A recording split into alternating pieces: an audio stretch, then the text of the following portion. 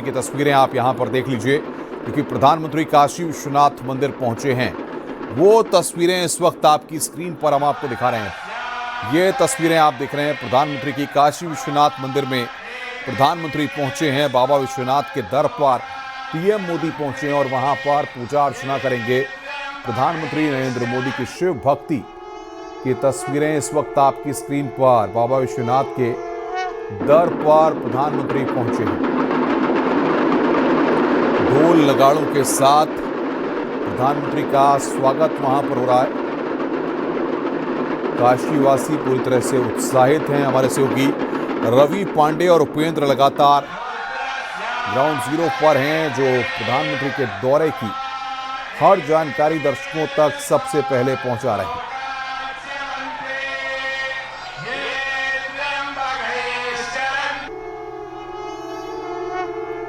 तो ये तस्वीरें इस वक्त आपकी स्क्रीन पर। प्रधानमंत्री ने 14 किलोमीटर का रोड शो किया। इस दौरान सड़क पर हजारों समर्थक वहां पर जुटे रहे और फिलहाल प्रधानमंत्री काशी विश्वनाथ मंदिर में मौजूद हैं।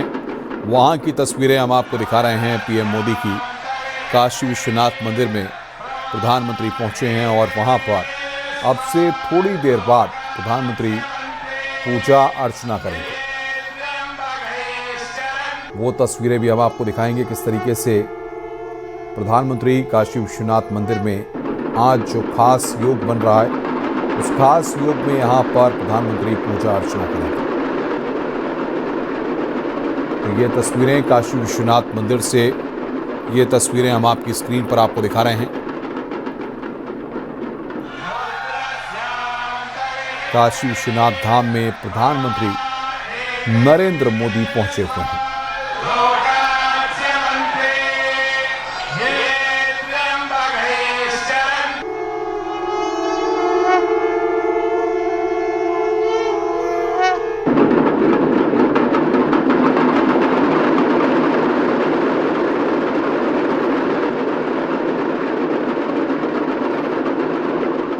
और बातचीत करने के लिए उपेंद्र हमारे सहयोगी हमारे साथ जुड़ रहे हैं। उपेंद्र, काशी विश्वनाथ परिसर में प्रधानमंत्री पहुंच गए हैं, पूजा अर्चना वहां पर होगी और उसके बाद हरदोई के लिए रवाना होंगे, क्या अपडेट?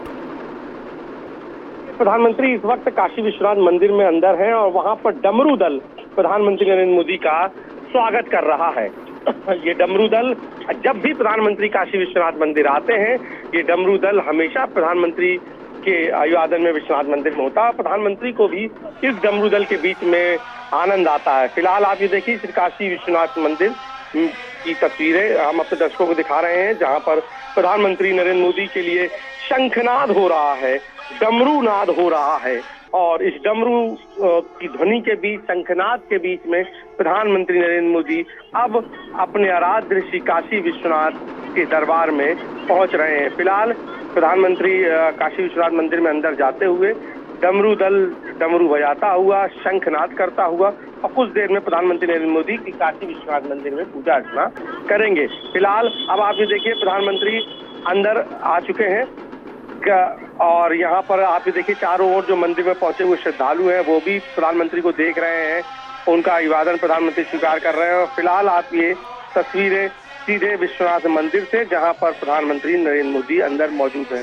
कुछ देर बाद प्रधानमंत्री नरेंद्र मोदी गर्भगृह में पूजा अर्चना के लिए अंदर जाएंगे और सोपचाचार विधि से अब बाबा का अभिषेक होगा, बाबा का शहद से अभिषेक होगा, बाबा का गंगा जल से अभिषेक होगा, दूध से अभिषेक होगा, दही से अभिषेक होगा और तमाम सारी जो पूजन सामग्री है उससे बाबा का अभिषेक किया जाएगा। सोपचाचार विधि से बाबा का अभिषेक होगा और उसके बाद प्रधानमंत्री नरेंद्र मोदी बाबा विश्वनाथ की आरती करेंगे। तो फिलहाल ये पूरी तस्वीरें अंदर मंदिर में सारे ही जितने भी पुरोहित हैं, पुजारी हैं, वो पहुंच गए हैं और कुछ देर बाद प्रधानमंत्री नरेंद्र मोदी काशी विश्वनाथ मंदिर में अंदर पूजा अर्चना करते हुए नजर आएंगे। अनुपम। हाँ बिल्कुल, लेकिन जिस तरीके से अगर हम देखें, इससे पहले भी प्रधानमंत्री जब अपने संसदीय क्षेत्र में आते हैं तो लोगों में गजब का उत्साह दिखाई देता है और आज तो गंगा एक्सप्रेसवे की सौगात भी प्रधानमंत्री उत्तर प्रदेश को देने वाले हैं और पूरब, पश्चिम, उत्तर, दक्षिण चारों दिशाओं में कहीं ना कहीं सौगातों की बारिश हो रही है। बिल्कुल अनुपम, आपने बहुत गहरी बात कही। अगर हम एक दिन पहले से आपकी इस बात को जोड़ें तो 6300 करोड़ रुपए की जो योजनाओं का तोहफा था, उसमें पूरा पूर्वांचल था, उसमें पूर्वांचल की कई योजनाएं थी और 2 नई अमृत भारत जो ट्रेन का शुभारंभ हुआ था। एक अमृत भारत शिवनगरी काशी से महाराष्ट्र के पुणे को जोड़ रही थी, दूसरी वंदे अमृत भारत रामनगरी अयोध्या से महाराष्ट्र को जोड़ रही थी। तो काशी हो गई, अयोध्या हो गई, 6300 करोड़ रुपए की योजनाओं में प्रयाग हो गया और आज तो ऑफिशियल रूप से जब हरदोई के मल्लावा के बिलग्राम तहसील में आयोजित इस कार्यक्रम में प्रधानमंत्री गंगा एक्सप्रेसवे का शुभारंभ करेंगे, तो फिर पश्चिम के मेरठ से जो जुड़ते हुए मेरठ, संभल, बदायूं, शाहजहांपुर और हरदोई, शाहजहांपुर, हरदोई, उन्नाव, रायबरेली, प्रयागराज, मतलब पूरा करीब 600 किलोमीटर। बिल्कुल बिल्कुल, बहुत महत्वपूर्ण बात यहाँ पे आपने उपेंद्र कही है। आपका एक लंबा पत्रकारिता का अनुभव है, कानपुर में आपने काफी काम किया, काशी में आप कई सालों से लगातार रिपोर्टिंग कर रहे हैं, सियासी नब्ज को समझते भी हैं। 2027 के परिप्रेक्ष्य में अगर इसे देखा जाए तो क्या माना जाए प्रधानमंत्री की इन सौगातों का, इन दौरों का 2027 में कितना बड़ा रोड मैप तैयार हो रहा है भारतीय जनता पार्टी के लिए? देखिए अनुपम, इस बात को हम इस बात से, इस लाइन से भी समझ सकते हैं, इस पॉलिटिकल लाइन से भी समझ सकते हैं कि साल 2014 में जब प्रधानमंत्री नरेंद्र मोदी काशी से चुनाव लड़ने आए, उस वक्त ये कहा जाता था, उदाहरण दिया जाता था बीजेपी की ओर से कि देश में गुजरात मॉडल की तरीके विकास होना चाहिए। आप ये देखिए, आज 14 साल में अब कहा जाता है कि बनारस मॉडल की तरह विकास होना चाहिए। तो ये जो पॉलिटिकल लाइन है, ये डेवलप हुई है 13 से 14 सालों में। और इस पॉलिटिकल लाइन का ही महत्व है कि बनारस मॉडल का मतलब सिर्फ बनारस नहीं होता है, बनारस मॉडल का मतलब काशी विंध्य कॉरिडोर भी होता है, जो बनारस से मिर्जापुर के डेवलपमेंट पे फोकस है। बनारस के मॉडल का मतलब बनारस से चंदौली भी होता है, बनारस मॉडल का मतलब कलकत्ता एक्सप्रेस वे भी होता है, गाजीपुर बनने वाला 4 लेन भी है, गाजीपुर बलिया मांझीघाट 4 लेन भी है। तो ये तमाम सारे जो विकास कार्य हैं, ये बनारस मॉडल के लिए ही कहे जाते हैं। और अब सीधे तौर पर जब साल 2027 के चुनाव में महज अब 9 महीने बाकी हैं, तो ऐसे में ये बड़ा असर करेगी। और अब बंगाल चुनाव के बाद पूरा फोकस उत्तर प्रदेश चुनाव पर है। तो ऐसे में ये दौरा 6300 करोड़ रुपए की योजनाओं का सौगात, तोहफा, और अब इसके बाद 3 बड़े प्रोजेक्ट्स के जरिए काशी और काशी पूर्वांचल को और जोड़ना आने वाले वक्त। देखिए, अब विश्वनाथ मंदिर में प्रधानमंत्री नरेंद्र मोदी की तस्वीरें चंदन लगाते हुए, अनुपम, ये भी तस्वीरें हम अपने दर्शकों को बताते रहे। तो ये बड़ा विकास का मॉडल भी तैयार हो रहा है। प्रधानमंत्री का जो संकल्प है और 2027 के चुनाव में बेहद तौर पर बीजेपी इसी मॉडल को आगे रखेगी और विपक्ष पर इसी मॉडल के जरिए विकास न करने का और बीजेपी द्वारा विकास करने का जो बड़ा आरोप है वो लगेगा, क्योंकि ये मॉडल साफ तौर पर बता रहा है कि किस तरीके से काशी और काशी के आसपास के जिलों की सूरत बदली, किस तरीके से मेरठ से लेकर प्रयागराज तक गंगा एक्सप्रेसवे ने उन गांवों, उन तहसीलों को जोड़ दिया जहां पर कभी कच्ची सड़कें नहीं थी, अनुपम। तो ये बड़ी बात प्रोजेक्ट की होगी जो आने वाले दिनों में बीजेपी रखेगी। फिलहाल बाबा विश्वनाथ का गंगा जल से अभिषेक प्रधानमंत्री नरेंद्र मोदी कर रहे हैं, जिसकी तस्वीरें हम अपने दर्शकों को भी दिखा रहे हैं। जी उपेंद्र, मेरठ से प्रयागराज नहीं बल्कि आप कहिए कि दिल्ली से प्रयागराज को जोड़ दिया, क्योंकि मेरठ से और दिल्ली के बीच की दूरी पहले ही कम हो चुकी है। वहाँ पर स्पेशल कॉरिडोर के जरिए, साथ ही स्पीड मेट्रो के जरिए, और अब दिल्ली और प्रयागराज के बीच की दूरी कम हो जाएगी। यानी कि दिल्ली प्रयागराज के बीच आना जाना किसी को हो तो वाया रोड बहुत आसानी से कम समय में वो सफ़र कर सकेंगे। कुल 8 एक्सप्रेस वे हो जाएंगे उत्तर प्रदेश में। आज के उद्घाटन के बाद 13 एक्सप्रेस वे बनाने का लक्ष्य है। बहुत तेजी से यूपी की सरकार इस लक्ष्य को हासिल कर रही है और केंद्र सरकार की मदद से कर रही है। पीएम मोदी आज फिर ये कह सकते हैं कि हम अगर शिलान्यास करते हैं तो हम उद्घाटन भी करते हैं, और यही बात वो दोहराएंगे। उससे पहले की ये तस्वीरें इस वक्त काशी विश्वनाथ मंदिर में पूजा अर्चना करते हुए प्रधानमंत्री नरेंद्र मोदी भगवान भोलेनाथ की आराधना कर रहे हैं पीएम मोदी, और इस वक्त आप देखिए जलाभिषेक कर रहे हैं। मंदिर के पुजारी बाकायदा मंत्रोच्चारण के साथ पीएम मोदी की पूजा अर्चना संपन्न करवा रहे हैं। बाबा विश्वनाथ की नगरी में है इस वक्त प्रधानमंत्री 2 दिन के दौरे पर हैं। कल कई विकास परियोजनाओं का उन्होंने उद्घाटन किया है, शिलान्यास किया है, वाराणसी के लोगों को सौगात दी। तो आज भी 36,000 करोड़ से ज्यादा की जो परियोजना है, प्रोजेक्ट है एक्सप्रेसवे का, वो पूरी तरह से तैयार है, उसका उद्घाटन करने वाले हैं। और इस वक्त ये जो तस्वीर है बहुत ज्यादा प्रभावशाली है। देखिए, बाबा विश्वनाथ के धाम में पुजारी तिलक लगा रहे हैं, चंदन लगा रहे हैं प्रधानमंत्री की ललाट पर। उपेंद्र द्विवेदी हमारे सहयोगी हमारे साथ मौजूद है। उपेंद्र, पश्चिम बंगाल में वोटिंग चल रही है, हुगली में प्रधानमंत्री ने वोटिंग की, गंगा एक्सप्रेसवे का आज उद्घाटन करने वाले हैं और उनकी ललाट पर एक बार फिर तिलक और चंदन लगाते हुए पुजारी दिख रहे हैं। बिल्कुल, देखिए आज का इन तमाम सारी तस्वीरों को अगर जोड़ते हुए देखें तो उससे पहले मैं ये जरूर कहूंगा मेनका कि जो आपने कनेक्ट किया है दिल्ली से, ये बेहद सार्थक आपने कनेक्ट किया कि अब वाकई दिल्ली से सीधे प्रयागराज के लिए एक नया वैकल्पिक एक्सप्रेसवे मिल गया। अभी तक दिल्ली से लखनऊ के लिए जो जीटी रोड है वही थी, लेकिन अब ये जो नया विकल्प हुआ है एक्सप्रेसवे के रूप में, ये बड़ी सौगात मिली है। दूसरी महत्वपूर्ण बात है कि ये जरूर कहेंगे इस एक्सप्रेसवे के बाद बीजेपी जरूर कहेगी कि पहले हम डबल इंजन की सरकार की बात करते हैं, और डबल इंजन की सरकार जब काम करती है तो केवल उत्तर प्रदेश की एक राज्य की सरकार 6 एक्सप्रेसवे बना देती है और 600 किलोमीटर का लंबा गंगा एक्सप्रेसवे बना देती है। आप बजट को देखिए तो कितना बड़ा बजट है। तो ये डबल इंजन की सरकार का की ताकत होती है कि जब एक सरकार ही 6 एक्सप्रेसवे बना देती है और सबसे लंबा एक्सप्रेसवे बन जाता है। तीसरी महत्वपूर्ण बात यह है कि इस एक्सप्रेसवे से वेस्ट से लेकर पूरब जुड़ रहा है, और खास बात यह है कि हम इसको सिर्फ चमचमाती सड़क तक या तेज रफ्तार भागती गाड़ियों तक नहीं देख सकते। जब एक एक्सप्रेसवे बनता है मेनका, तो कई गांव जुड़ते हैं, कई तहसील जुड़ती हैं।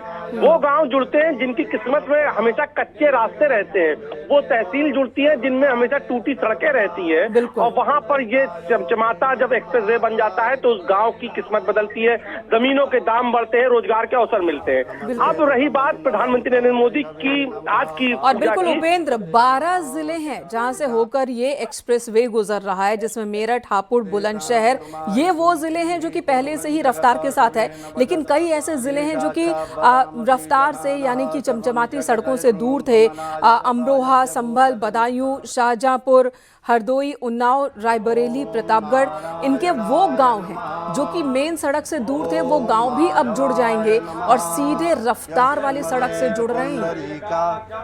देखिए मेनका, बिल्कुल आपने बहुत सटीक बात कही। मैं आपको इसमें बदायूं का एग्जाम्पल देता हूं, क्योंकि बदायूं के दातागंज से ये एक्सप्रेसवे निकल रहा है। ये वो इलाका है जिसको रुहेलखंड, बरेली, बदायूं, शाहजहांपुर में जो गंगा किनारे का इलाका होता है उसको गंगा कटरी कहते हैं। तो रुहेलखंड का ये पूरा इलाका कटरी का इलाका था, जो कभी डकैतों के लिए जाना जाता था, जहां पर शाम को 5 बजे कभी निकला नहीं जाता था। मैं खुद वहां पर जर्नलिज्म के दौरान रहा हूं, मैंने वहां के हालात देखे हैं, क्राइम के हालात देखे हैं, सड़कों की स्थिति देखी है। आप बरसात तो छोड़ दीजिए, हल्की अगर कहीं घर से ही पानी निकल जाए तो वहां पर जल भराव हो जाता था। कच्चे रास्ते थे कटरी के, गंगा कटरी के, और आप ये सोचिए कि इतना महत्वपूर्ण इलाका जो सीधे जोड़ सकता था उन्नाव को, कानपुर को, मेरठ को, उस इलाके की इतने साल तक आप ये कह सकते हैं बीजेपी जरूर कहेगी कि आपने उपेक्षा की। और आज हमने उस गंगा की कटरी में जो डकैतों के लिए जानी जाती थी कटरी, जो कुख्यात डकैतों के लिए, माफियाओं के लिए कटरी जानी जाती थी, आज वहां पर एक्सप्रेसवे दौड़ रहा है, आज वहां एक्सप्रेसवे बनकर तैयार हो गया है। तो ये जरूर बात है। और ये बदायूं हुआ, शाहजहांपुर का भी ये इलाका था जो कायमगंज के आगे जुड़ता था, फरकाबाद के कायमगंज के आगे जुड़ता था ये इलाका। पूरा इलाका कटरी का इलाका था, बहुत महत्वपूर्ण था, सबको पता था। इन इलाकों में अब जो विकास है, कह सकते हैं कि विकास भी तेजी से रफ्तार के साथ पहुंच सकेगा, और जगह जगह पर जो आर्थिक औद्योगिक गलियारे बनाए जाने हैं उसका भी लाभ किसानों को मिल सकता है। ये दावे बार बार सरकार की ओर से किए जा रहे हैं और स्थानीय निवेश को भी बढ़ावा मिलेगा, लॉजिस्टिक्स के काम होंगे, कृषि क्षेत्र को भी बढ़ाया जा सकेगा जब कोल्ड स्टोरेज किसानों के आसपास कहीं मौजूद होंगे और जब बड़ी संख्या में कोल्ड स्टोरेज होंगे, जैसा कि यूपी और केंद्र सरकार ने प्राइवेट लोगों को भी इस सेक्टर में ज्यादा से ज्यादा आने के लिए आह्वान किया है। बड़ी संख्या में कोल्ड स्टोरेज होंगे तो उनके बीच आपस में कंपटीशन होगा, किसानों को कम रेट पर कोल्ड स्टोरेज मिल सकेंगे। तो ये सपने हैं, लेकिन इन सपनों को पूरा होने में अभी कितना वक्त लग सकता है? सड़क तो बन गई है, लेकिन आसपास का विकास। देखिए इनका एक कहावत है कि सड़कें आगे चलती हैं, विकास पीछे चलता है। सड़कें ही विकास लाती हैं। किसी भी इलाके में विकास की पहली जरूरत होती है अच्छी सड़कें, क्योंकि दिल्ली और लखनऊ से आपके गांव, आपकी तहसील तक विकास को पहुंचने के लिए भी सड़कों की जरूरत होती है। जब सड़कें बिछ जाती हैं, जब एक्सप्रेसवे बन जाते हैं, तब दो तरीके के सबसे बड़े मेजर बदलाव होते हैं जो एक्सप्रेसवे बनने के बाद होता है। पहला, उस इलाके की जमीन के रेट बढ़ते हैं। दूसरा, उस इलाके का ट्रांसपोर्टेशन जो खर्च होता है वो कम हो जाता है एक्सप्रेसवे बनने के बाद। तो जब ट्रांसपोर्टेशन कम हो जाता है तो जाहिर तौर पर नई मंडियां बनेंगी किसानों की, छोटी बड़ी, जैसा कि आपने कोल्ड स्टोरेज का बताया, कोल्ड स्टोरेज बनेंगे, नए वेयर हाउस बनेंगे। वेयर हाउस भी आज के समय में पिछले 10 सालों में एक बड़ा रोजगार का अवसर लेकर आया है। जिन इलाकों में एक्सप्रेसवे, नेशनल हाईवे है, वहाँ वेयर हाउस, बड़ी बड़ी कंपनियां अपने वेयर हाउस के लिए जमीनें तलाश रही हैं, लेकिन उनकी जरूरत होती है चौड़ी लंबी सड़कें। अब वो जब सड़क पहुंच गई तो वेयर हाउस किसान के लिए एक सीधी आमदनी का जरिया, रोजगार। अब आप वहां पर ढाबे, वहां पर रेस्टोरेंट, छोटे किसानों के लिए भी ये लाभ की बात है जो अपने प्रोडक्ट को, अपने उत्पादन को तुरंत बाजारों तक, शहरों तक नहीं ले जा पा रहे थे, जिसकी वजह से उनकी जो फसल है, खासकर जो सब्जी और इस तरह की फसल होती है, वो बर्बाद हो जाती थी या फिर कम दाम पर उन्हें बेचना पड़ता था। अगर उन्हें आसपास इतनी अच्छी बेहतर सड़क मिलेगी तो उनकी इस समस्या का भी समाधान हो जाएगा। तो बिल्कुल ये बहुत आसान, जो उनकी फसलें आसानी से पहुंच जाएंगी। जो आपने फायदे गिनाए, ये बेहद तौर पर एक बड़ा बदलाव लाने जा रहे हैं। अब मसलन हम बात कर ले, अगर हरदोई की, जहां पर आज प्रधानमंत्री पहुंचेंगे, बिलकग्राम में, जहां पे आज प्रधानमंत्री शुभारंभ करने जा रहे हैं। बिलकग्राम बहुत जो सड़क थी वो सिंगल हाईवे की सड़क थी, 30 फीट की सड़क मैंने अपनी आंखों से देखी है। अब अगर बिलकग्राम से ये सीधे हाईवे गंगा एक्सप्रेस के जुड़ जाता है तो बिलकग्राम से सीधे किसानों के पास, छोटे कारोबारियों के पास, जो ओडीओपी के उत्पाद हैं, उनके लिए सीधा एक बड़ी मंडी सीधी लखनऊ मिल जाएगी, सीधी एक बड़ी मंडी कानपुर मिल जाएगी, सीधी बड़ी मंडी बरेली मिल जाएगी, सीधी बड़ी मंडी जो है शाहजहांपुर मिल जाएगी। तो ये जब आपको छोटे किसानों को बड़ी मंडियां मिलती हैं तो जाहिर तौर पर रेट अच्छे मिलते हैं। बाजार में जब आप किसान पहुंचते हैं तो व्यापारियों पर ही, बड़े कारोबारियों पर भी किसानों की फसल का, उनकी उपज का अच्छा मूल्य देने का दबाव बनता है। तो ये जो पूरी चैन होती है व्यापार की, वो जो है बनती है और जाहिर तौर पर इसका बड़ा फायदा मिलेगा। रोजगार का बड़ा फायदा मिलता है, छोटे रेस्टोरेंट खुल जाते हैं, ढाबे किनारे, और तमाम सारे जो अन्य रोजगार होते हैं वो मिलते हैं। फिलहाल इन सब बातों के बीच में प्रधानमंत्री नरेंद्र मोदी की भी दर्शकों को तस्वीर बताते चले, बाबा का अभिषेक हो गया है षोडशाचार विधि से, और ये देखिए बाबा को सिंदूर अर्पित किया है। और जैसा कि मैं बता रहा था कि सर्वार्थ सिद्धि योग, देखिए अब सर्वार्थ सिद्धि योग बन रहा है। इसी योग में प्रधानमंत्री बाबा की आरती करेंगे। सर्वार्थ सिद्धि योग का भी हम आपको जिक्र करते हैं मिनका, आज त्रयोदशी की तिथि है, भगवान विश्वनाथ के पूजा अर्चना का सबसे बड़ा दिन। एक त्रयोदशी, दूसरा बुधवार का दिन भगवान गणेश का पूजा अर्चना का दिन। तो त्रयोदशी की तिथि में 10:30 बजे तक त्रयोदशी है। सर्वार्थ सिद्धि योग में प्रधानमंत्री नरेंद्र मोदी इस वक्त बाबा विश्वनाथ की पूजा अर्चना कर रहे हैं। विजय प्राप्त होती है इस सर्वार्थ सिद्धि योग में पूजा अर्चना करने से। और फिलहाल जो अब ये देखिए बाबा को केसर से देखिए अभिषेक कराया जा रहा है, बाबा को दही से अभिषेक कराया जा रहा है। और माना जाता है कि इस पूरी पूजा अर्चना में विशेष प्रकार की जो औषधियां होती हैं उनका भी इस्तेमाल किया जाता है। और बाबा को देखिए फूलों की माला से बाबा का पूरा श्रृंगार हो रहा है। प्रधानमंत्री नरेंद्र मोदी फूलों की माला श्रृंगार कर रहे हैं। ये आपको याद होगी वो पिछली बार तस्वीरें कि यही एक माला जब प्रधानमंत्री जी पूजा करके निकले थे तो पुजारियों ने पहना दी थी और वो तस्वीर बहुत वायरल हुई थी उस वक्त प्रधानमंत्री की। तो फिलहाल अर्चना कर रहे हैं, पूजा अर्चना, और दूसरी ओर हरदोई में भी तैयारी के लिए भी प्रधानमंत्री के लिए यहाँ से रवाना होने के लिए जो रूट है, एयरपोर्ट का रूट है, उसको जीरो कराया जा रहा है। जैसे ही बाबा विश्वनाथ के मंदिर से प्रधानमंत्री निकलेंगे, बाया रोड एयरपोर्ट पहुंचेंगे, वहां से हरदोई के मल्लावा के बिलग्राम तहसील पहुंचेंगे, जहां पर गंगा एक्सप्रेसवे का शुभारंभ करेंगे। मेनका देखिए, मैं कह रहा था आपसे आम लोगों की भी बात कर लेते हैं। जी बताइए, आप माला बताइए। पहनने की सीधी तस्वीर। बिल्कुल, तो ये तस्वीरें इस वक्त पीएम मोदी ने पहले पूजा अर्चना की, बाबा भोलेनाथ की, बाबा विश्वनाथ की पूजा अर्चना की, और उसके बाद पुजारियों ने प्रधानमंत्री को भी आशीर्वाद दिया। बतौर आशीर्वाद उन्हें माला पहनाई।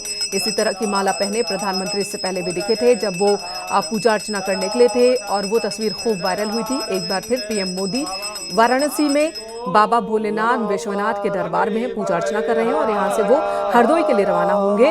और ये देखिए, उद्घोष हर हर महादेव के नारे लग रहे हैं। मंदिर परिसर के अंदर गर्भगृह में पीएम मोदी ने लगभग 10 से 15 मिनट की ये पूजा अर्चना की है। सर्वार्थ सिद्धि योग बताया जा रहा है। जब पीएम ने आरती की बाबा विश्वनाथ की, और प्रधानमंत्री को एक त्रिशूल भेंट किया गया है, उनके स्वागत में डमरू भेंट किया गया है, और बाबा विश्वनाथ मंदिर की एक प्रतिमा भी भेंट की गई है।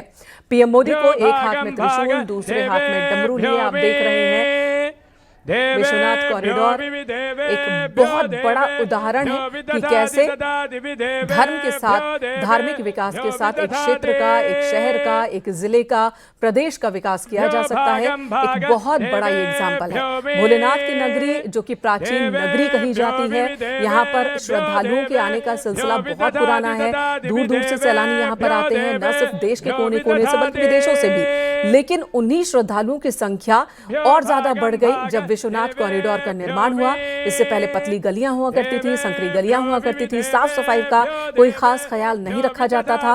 लेकिन उसी वाराणसी में अब जब कोई श्रद्धालु या फिर कोई सैलानी आता है, तब वो यहाँ की साफ सफाई देखकर मंत्रमुग्ध हो जाता है। जितनी बड़ी तादाद में श्रद्धालु हर रोज यहाँ पर आते हैं, व्यवस्था को देखकर मंत्रमुग्ध हो जाते हैं कि किसी को किसी भी तरह की कठिनाई नहीं होती है। तमाम वो द्वार जो पहले थे मंदिर में, अब भी वो द्वार बरकरार है, लेकिन ज्यादा सुविधाओं के साथ मेंटेन्ड है, व्यवस्था अच्छी है, जिसकी वजह से श्रद्धालुओं को, सैलानियों को सुविधा होती है। यहाँ साफ सफाई दिखती है, बाबा विश्वनाथ भोलेनाथ की नगरी की भव्यता नजर आती है। अगर बाबा